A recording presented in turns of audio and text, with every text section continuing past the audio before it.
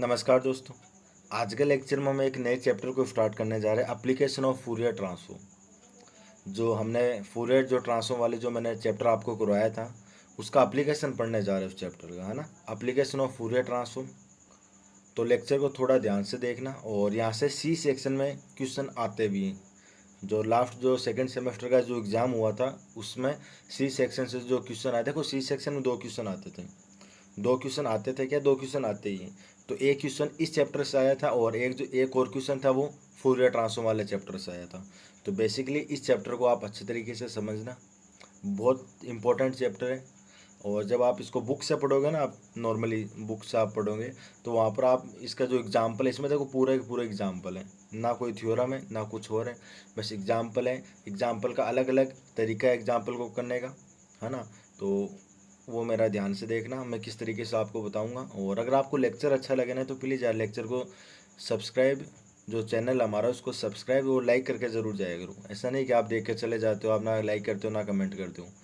तो कमेंट किया करो ताकि मेरे को भी ऐसा लगे हाँ कि मेरा पढ़ाया हुआ किसी को समझ में आ रहा है ना। तो सबसे पहले हम देखो फूरियर ट्रांसफॉर्म को मोटा मोटा ऊपर ऊपर का पढ़ लेते हैं कि फूरियर ट्रांसफॉर्म होता क्या है, क्योंकि पूरा का पूरा चैप्टर फूरियर ट्रांसफॉर्म पर डिपेंड है। तो फूरियर ट्रांसफॉर्म मैंने आपको पढ़ाया भी है पहले, मैं एक बार और जो बताना चाहता हूँ कि फूरियर ट्रांसफॉर्म क्या होते हैं तो उनको समझना। देखो फूरियर ट्रांसफॉर्म क्या होता है, एक तो साइन फूरियर ट्रांसफॉर्म होता है, एक कोसाइन फूरियर ट्रांसफॉर्म होता है, और एक बेसिकली जो फूरियर ट्रांसफॉर्म की जो डेफिनेशन होती है वो होती है। तो यहाँ पर थोड़ा सा देखना ध्यान से।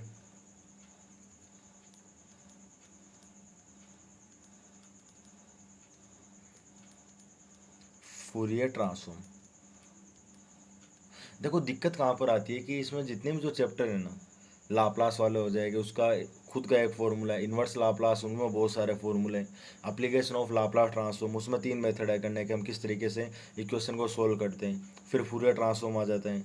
फूरियर ट्रांसफॉर्म का फॉर्मूला क्या होता है, उसका जो साइन जो ट्रांसफॉर्म होता है वो क्या होता है, कोसाइन जो ट्रांसफॉर्म होता है वो क्या होता है। फिर हैंकल आ जाता है, हैंकल का जो फॉर्मूला होता है वो क्या होता है, उसका इन्वर्जन के लिए जो फॉर्मूला होता है वो क्या होता है, हैंकल हैंकल इन्वर्जन फॉर्मूला।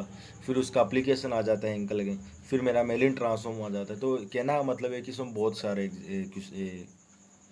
फॉर्मूले है ना। वो तो कभी कभी क्या होता है कि अगर आपकी प्रैक्टिस अच्छी नहीं है ना तो वो फॉर्मूले सभी मिक्स हो जाएंगे। आप क्या करोगे, हैंकल का फूरियर में चेप दोगे, फूरियर का हैंकल में चेप देंगे। समझ रहे हो ना मैं क्या बोलना चाहता हूँ। तो एग्जाम जो फॉर्मूले उनको अच्छे तरीके से याद कर लेना।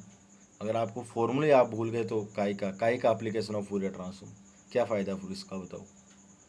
तो इसकी जो लिमिट होती है ना, फॉर्मूला में क्या होता है सभी इंटीग्रल पर डिपेंड है, तो उनकी जो लिमिट है तो उन्हें वो देख लेना वो क्या होती है। देखो फूरियर जो ट्रांसफॉर्म होता है वो किसी फंक्शन का होता है,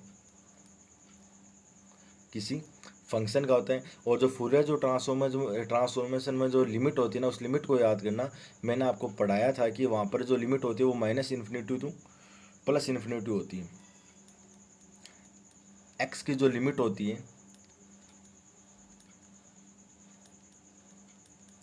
एक्स की जो भी लिमिट होती है वो माइनस अनंत से लेकर इन्फिनिटी के बीच में होती है, -इन्फिनिटी से लेकर +इन्फिनिटी होती है। फिर मेरा एक साइन फूरियर ट्रांसफॉर्म आया था,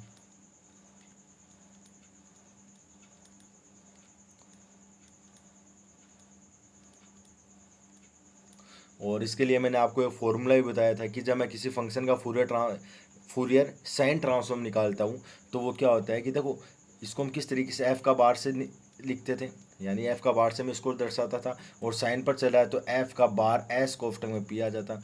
और फंक्शन का फूरियर साइन ट्रांसफॉर्म लेता था तो बाहर आता था मेरा √2/पाई 0 to ∞, इंटीग्रल की जो समाकलन की जो लिमिट है वो मेरा 0 से लेकर इन्फिनिटी तक आता था, साइन पी एक्स था। और जिसका मेरे को ट्रांसफॉर्म करना है फंक्शन का ही तो करेंगे, तो एफ एक्स से डी एक्स आता था। ये मेरा क्या है, फूरियर साइन ट्रांसफॉर्म। और इसी प्रकार एक मैंने बताया था कि फूरियर कोसाइन ट्रांसफॉर्म क्या होगा, फूरियर कोसाइन ट्रांसफॉर्म वो क्या, उसको मैं दर्शाता हूँ एफ का बार सी पी बराबर 0 to ∞, और बाहर आ जाएगा मेरा √2/पाई 0 to ∞, cos P x function F x जिसका मेरे को निकालना है, और डी एक्स। और dx, ठीक है ना। दोनों में लिमिट 0 to इन्फिनिटी होगी। अच्छा, फूरियर जो इसको हम देखो एक तरीके से और बोल सकते हैं कॉम्प्लेक्स फूरियर ट्रांसफॉर्म। इसमें जो लिमिट होती है वो माइनस अनंत से लेकर प्लस अनंत के बीच में होती है। और यहाँ पर √2/पाई आता है, यहाँ पर 1/√2 पाई बाहर आएगा, 1/√2 पाई बाहर आएगा। अगर मैं इसका फॉर्मूला और लिखूँ तो देखना, इसको हम एफ का बार पी से दर्शाते हैं और बराबर होता है मेरा 1/√2 पाई माइनस अनंत से लेकर प्लस अनंत ई की पावर आइटा पी एक्स और फंक्शन एफ एक्स और डी एक्स। ये मेरा फूरियर कॉम्प्लेक्स ट्रांसफॉर्म होता है। ये सभी के सभी क्या फूरियर ट्रांसफॉर्म होता है। इसका जो पहले वाला जो चैप्टर है उसमें मैंने आपको बताया था कि फूरियर जो ट्रांसफॉर्म होता है वो क्या होते हैं, है ना। और साइन, फूरियर साइन क्या होता है, फूरियर कोसाइन ट्रांसफॉर्म क्या होते हैं, उनके लिए 2-3 फॉर्मूले थे। तो इनको आप एक बार अच्छी तरीके से देख लेना। बट हमें तो पढ़ना है ना application of Fourier transform, application of Fourier transform. इसमें इस चैप्टर में क्या होगा, हमें कोई डिफरेंशियल इक्वेशन गिवन होगी, कोई इक्वेशन गिवन होगी और उसको हमें क्या करना है, सोल्व करना होगा, उसका हमें सॉल्यूशन निकालना पड़ेगा। बट जो आपका जो इक्वेशन जो होगी ना वो बाउंड्री कंडीशन दी गई होगी कि आप इन, देखो बाउंड्री कंडीशन का मतलब क्या है कि आप इस सीमा के बीच में इस इक्वेशन को सोल्व कर लो। बाउंड्री कंडीशन का मतलब क्या, कोई डिफरेंशियल इक्वेशन होगी, उसकी बाउंड्री कंडीशन दी होगी कि इस सीमा के अंदर अंदर आप इस डिफरेंशियल इक्वेशन को सोल्व करो, ठीक है ना। और उसमें बेसिकली क्या करना होता है कि एक बार आप पहले तो आप ये देखना कि जो आपकी बाउंड्री कंडीशन है क्या वो डेरिवेटिव के रूप में दी गई है, क्या वो डेरिवेटिव के रूप में दी गई है, क्या वो डेरिवेटिव के रूप में दी गई है। अगर डेरिवेटिव के रूप में दी गई है, सुनना मेरी बात को ध्यान से, अगर वो डेरिवेटिव के रूप में दी गई है तो दोनों तरफ आप क्या कर लेना, फूरियर कोसाइन ट्रांसफॉर्म अप्लाई कर देना। Both side apply Fourier cosine transform. कब, जब आपकी बाउंड्री कंडीशन डेरिवेटिव के रूप में, जब आपकी बाउंड्री कंडीशन डेरिवेटिव के रूप में, ठीक है ना। अगर डेरिवेटिव के रूप में नहीं है तब तो ऑब्वियसली जो इसके अलावा जो एक और बचा कौन सा, फूरियर साइन ट्रांसफॉर्म। बस इतना देखना। और जो इक्वेशन को जब हम सोल्व करेंगे वो तो मैं आपको जब मैं एग्जांपल कराऊंगा तो मैं वहाँ पर आपको समझा दूंगा पूरा कि क्या करना है क्या नहीं करना। एक सीमा के अंदर हमें कोई डिफरेंशियल इक्वेशन को सोल्व करना होगा। और मैं अभी बता देता हूँ कि इसका एग्जाम्पल आता है, इसका एक क्वेश्चन पक्का मिलेगा सी सेक्शन में, और आता भी है भैया, मिलेगा कि आया हुआ है यार सेकेंड सेमेस्टर में। मेरे भाई मैं क्या बोलना चाहता हूँ, इसका एक एग्जाम्पल, एक क्वेश्चन आपको ज़रूर मिल जाएगा सी सेक्शन में। बड़े क्वेश्चन में आएंगे, देखो छोटे क्वेश्चन में नहीं आएंगे, मैं भी बता देता हूँ। बी सेक्शन में आने वाले लायक नहीं है इनके क्वेश्चन, इनके जो क्वेश्चन है वो बहुत बड़े बड़े हैं। जब आप करोगे ना तब आपको पता चलेगा।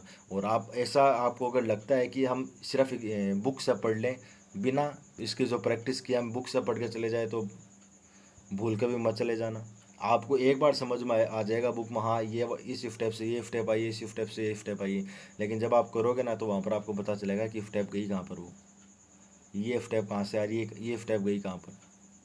तो प्रैक्टिस करना है इन एग्जाम्पल की। बहुत इंपॉर्टेंट चैप्टर है एप्लीकेशन ऑफ फूरियर ट्रांसफॉर्म, ठीक है।